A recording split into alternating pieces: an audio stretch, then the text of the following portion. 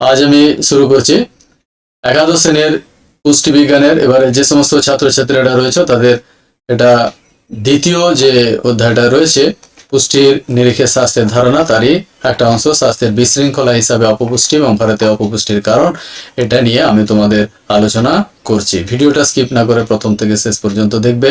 অন্যান্য যে ভিডিওগুলো তোমাদের আগে আমি পাঠিয়েছি সেগুলো তোমরা ভালোভাবে দেখে নেবে, তাহলে তোমাদের পরীক্ষাতে কিন্তু যে এমসিকিউ গুলো আছে সেগুলো উত্তর দিতে কিন্তু তোমাদের অনেক সুবিধা হবে।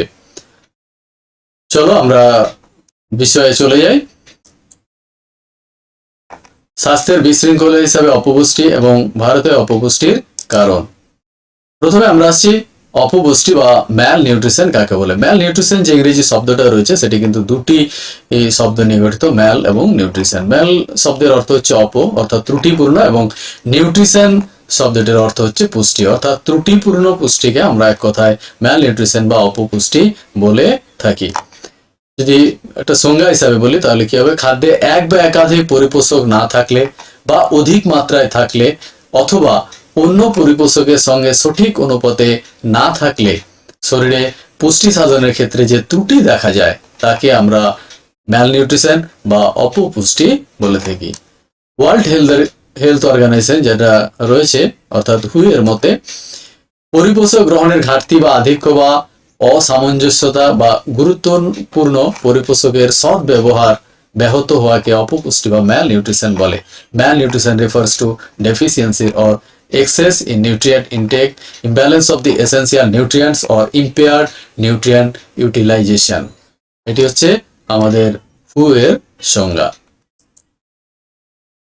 ভারতে অপপুষ্টির কারণগুলো কি কি, অর্থাৎ আমাদের এই যে বৃহৎ ভারতবর্ষ রয়েছে, কৃষি প্রধান বিশেষ করে দেশ রয়েছে, তাদের মধ্যে আমাদের যে সমস্ত মানুষ এখানে বসবাস করে তাদের কিন্তু যে প্রধান যে অপপুষ্টির যে কারণগুলো সেগুলো কিন্তু এখানে উল্লেখ করা হয়েছে।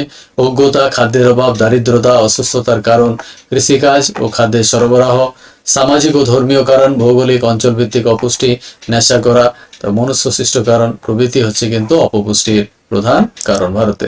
প্রথমে আমরা আসছি অজ্ঞতা। অনেক মানুষই রয়েছে ভারতে খাদ্যের প্রকারভেদ, পুষ্টিগুণ বা তাদের দৈনিক চাহিদার পরিমাণ কত সে বিষয়ে তারা একেবারেই কিন্তু অবগত নন। আবার রান্না করার সময় কিভাবে খাদ্যের পুষ্টি গুণাগুণ বজায় থাকবে খাদ্যের সে বিষয়ে কিন্তু তারা খুব একটা ওয়াকিবহাল নয়। ফলে বিভিন্ন অপুষ্টিজনিত রোগ কিন্তু দেখা দেয়। দ্বিতীয় হচ্ছে খাদ্যের অভাব।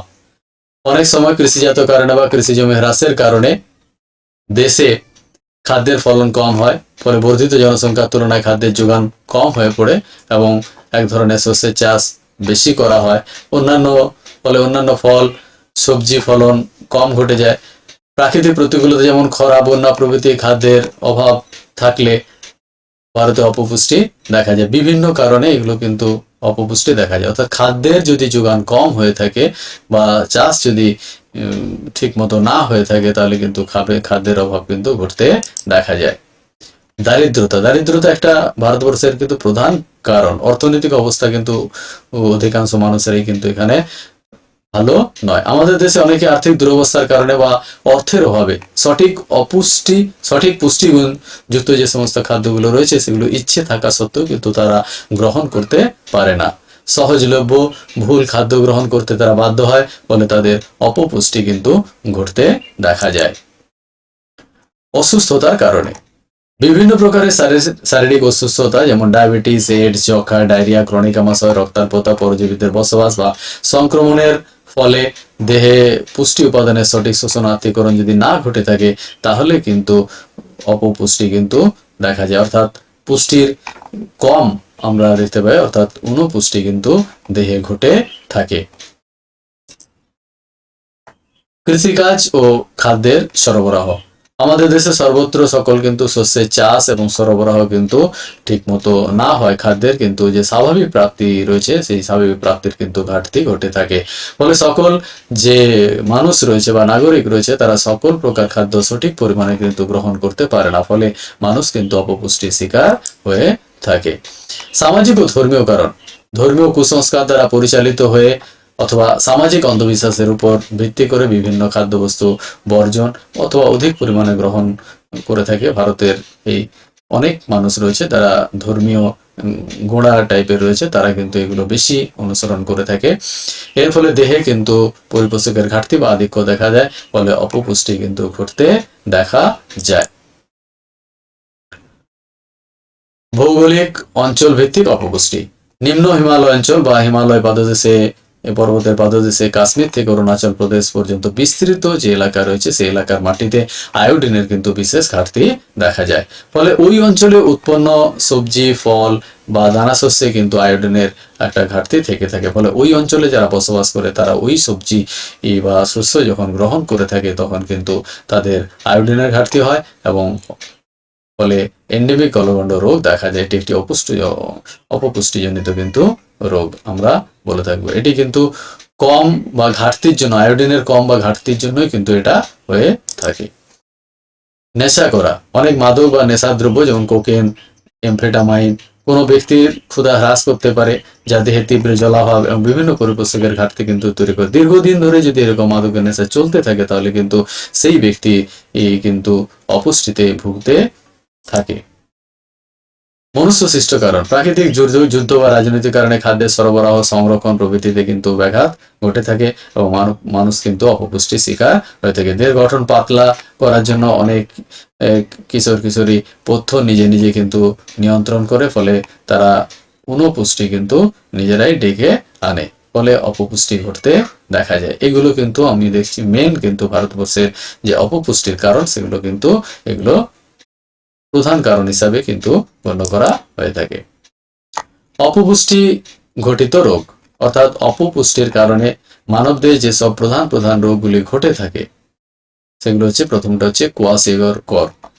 খাদ্যে যথোপযুক্ত প্রোটিনের অভাব যদি মানবদেহে ঘটে থাকে তাহলে বিশেষ করে শিশুদের ক্ষেত্রে, সাধারণত 1 থেকে 4 বছরের শিশুদের মধ্যে কিন্তু যদি প্রোটিনের ঘাটতি যদি দেখা যায় তাহলে কিন্তু এক ধরনের রোগ হতে দেখা যায়। একে বলা হচ্ছে কোয়াশিয়র, এবং এতে কিন্তু শিশুদের বৃদ্ধি কিন্তু ব্যাহত হয়ে থাকে। ম্যারাসমাস। খাদ্যে প্রোটিনের ঘাটতির পাশাপাশি যদি মোট ক্যালোরির ঘাটতি হয়ে থাকে, অর্থাৎ ফ্যাট বা কার্বোহাইড্রেট জাতীয় খাদ্যের যদি ঘাটতি হয়ে থাকে তাহলে 6 মাস থেকে 1.5 বছরের শিশুদের মধ্যে যে রোগ দেখা যায় সেটি হচ্ছে কিন্তু ম্যারাসমাস। এই রোগে শিশুর শারীরিক এবং মানসিক বিকাশ দুটোই কিন্তু দারুণভাবে কিন্তু ক্ষতিগ্রস্ত হয়ে থাকে, অর্থাৎ সেরকম বিকাশ কিন্তু হয় না। রাতকানা। ভিটামিন এর অভাবে আমরা জানি যে রাতকানা রোগ হয়ে থাকে। এই রোগের ফলে কিন্তু কম আলোতে আমাদের দৃষ্টি কিন্তু ব্যাহত হয়ে থাকে, অর্থাৎ সন্ধ্যের সময় আমরা কিন্তু ভালো দেখতে পাই না। অন্ধত্ব। ভিটামিন এর প্রভাবে এই রোগ কিন্তু হয়ে থাকে। এই রোগে কিন্তু অক্ষি গোলক শুকিয়ে যায়, ফলে সেই মানুষ কিন্তু আর দেখতে পায় না। এখানে এই ছবিগুলো কিন্তু দেওয়া আছে। কোয়াশিয়রকর, ম্যারাসমাস, রাতকানা এবং অন্ধত্ব এগুলো কিন্তু এদের বিশেষ লক্ষণ হিসাবে আমরা দেখে থাকি। অ্যানিমিয়া। লৌহ, তামা, vitamin B12, folic acid, ascorbic acid প্রভৃতি যে সমস্ত উপাদানগুলো, পুষ্টি উপাদানগুলো আমাদের রক্ত তৈরিতে বা হিমোগ্লোবিন তৈরিতে সাহায্য করে থাকে, সেগুলো যদি অভাব ঘটে থাকে তাহলে কিন্তু অ্যানিমিয়া রোগ হয় এবং এই রোগে রক্তে কিন্তু হিমোগ্লোবিনের পরিমাণ কমে যায়। গলগণ্ড। আয়োডিনের অভাবে কিন্তু এই রোগ হতে দেখা যায়। এই রোগে থাইরয়েড গ্রন্থি কিন্তু বৃদ্ধি পায়, হৃদস্পন্দন হ্রাস পেয়ে থাকে। হিমালয় পাদদেশ অঞ্চলে গয়টারের প্রকোপ কিন্তু মারাত্মকভাবে দেখতে পাওয়া যায়, তাই এই অংশকে গয়টার বেল্ট বলা হয়ে থাকে এবং এটা আয়োডিন অভাবেই কিন্তু হয়ে থাকে। স্কারভি রোগ। ভিটামিন সি এর অভাবে কিন্তু স্কারভি রোগ। এই রোগে আমাদের যে মাড়ি রয়েছে সেই মাড়ির অংশ কিন্তু কি হয়ে থাকে, ক্ষতিগ্রস্ত হয় এবং রক্তক্ষরণ হয় এবং অ্যানিমিয়া হতে দেখা যায়। এই রোগের লক্ষণ হলো দৈহিক দুর্বলতা, অল্প কাজে অবসাদগ্রস্ততা, পেশি, অস্থি, সন্ধিস্থলে ব্যথা হতে দেখা যায়। মাড়ি ফুলে ওঠে, দাঁতগুলো আলগা হয়ে যায় এবং ফুলে ওঠা অংশ ও দাঁতের গোড়ায় জীবাণু সংক্রমণ হতে দেখা যায়। রক্ত পড়তেও কিন্তু দেখা যায়। রিকেট রোগ। ভিটামিন ডি এর অভাবে কিন্তু রিকেট রোগ হয়ে থাকে। কোনো শিশুর যদি রিকেট রোগ হয় তাহলে কিন্তু তাদের অস্থি বিকৃতি ঘটে এবং অস্থির বৃদ্ধি ব্যাহত হয়। বড়দের ক্ষেত্রে কিন্তু অস্টিওম্যালাসিয়া হতে দেখা যায় ভিটামিন যদি ডি এর অভাব হয়ে থাকে। এই যে এখানে রিকেট দেখা যাচ্ছে, পাগুলো কিন্তু বেঁকে গেছে, অর্থাৎ অস্থি কিন্তু বিকৃতি ঘটেছে। স্কারভি রোগে মাড়িগুলো বিশেষভাবে ক্ষতিগ্রস্ত হয়ে থাকে। গলগণ্ড বা গয়টা রোগের ক্ষেত্রে কিন্তু আমরা দেখছি যে থাইরয়েড গ্রন্থিটা কিন্তু বৃদ্ধি পেয়ে যায়। অ্যানিমিয়া হলে কিন্তু চোখে মুখে কিন্তু একটা সাদা ভাব বা ফ্যাকাশে ভাব কিন্তু আমরা লক্ষ্য করে থাকি। স্বাস্থ্যের বিশৃঙ্খলা হিসেবে অপপুষ্টি এবং ভারতে অপপুষ্টির কারণ, এগুলো নিয়ে কিন্তু আমি আলোচনা করলাম। তোমাদের যদি ভিডিওটা ভালো লেগে থাকে তাহলে অবশ্যই তোমরা একটা লাইক এবং বন্ধুদের শেয়ার অবশ্যই করে দেবে। আর আমার চ্যানেলে যদি তোমরা নতুন হয়ে থাকো তাহলে কিন্তু চ্যানেলটা অবশ্যই সাবস্ক্রাইব করবে। আমি যখন নতুন ভিডিও নিয়ে আসবো সঙ্গে সঙ্গে তোমাদের কাছে কিন্তু ভিডিওটা পৌঁছে যাবে, তোমরা কিন্তু দেখতে পাবে। সবাইকে অসংখ্য ধন্যবাদ।